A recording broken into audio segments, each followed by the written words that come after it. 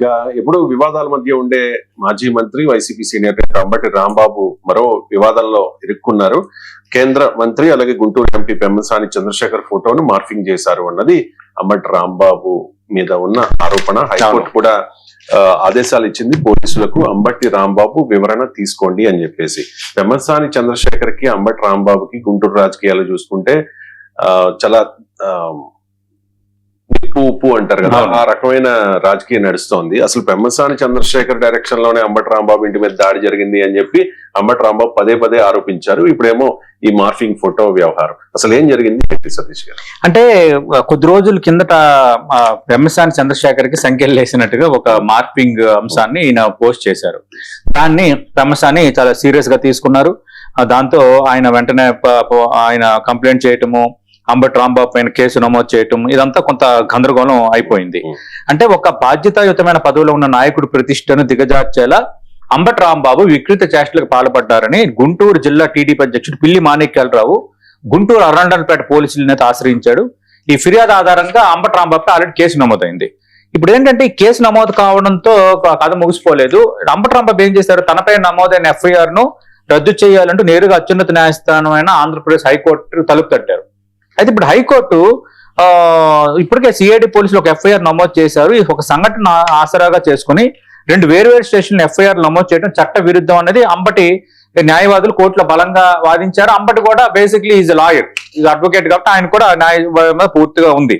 అంటే రాజకీయ కక్ష సాధింపుల్లో భాగంగా ఈ 2 కేసులు నమోదు చేశారు. ఒకే ఇన్సిడెంట్ ని 2 రకాల ఎఫ్ఐఆర్లు పెట్టి, అక్కడ కొన్ని ఎలిగేషన్స్ ఇక్కడ కొన్ని ఎలిగేషన్స్ పెట్టి దీన్ని కక్ష సాధింపుగా చేస్తున్నారు అని అంబటి అన్నారు.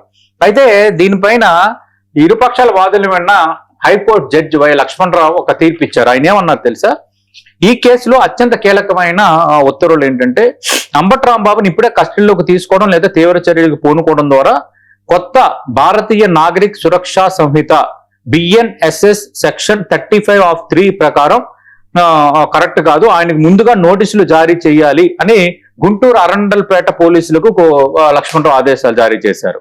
ఆ నోటీస్ ఆధారంగా అంబటి రాంబాబు నుంచి పూర్తి వివరాలు సేకరించాలని స్పష్టం చేశారు. అలాగే న్యాయ పోరాటాలను ఫిర్యాదుదారుగా ఉన్న గుంటూరు జిల్లా టీడీపీ అధ్యక్షుడు పిల్లి మాణిక్యాలరావు కూడా నోటీసులు జారీ చేయాలని ఉత్తర్వుల్లో పేర్కొన్నారు.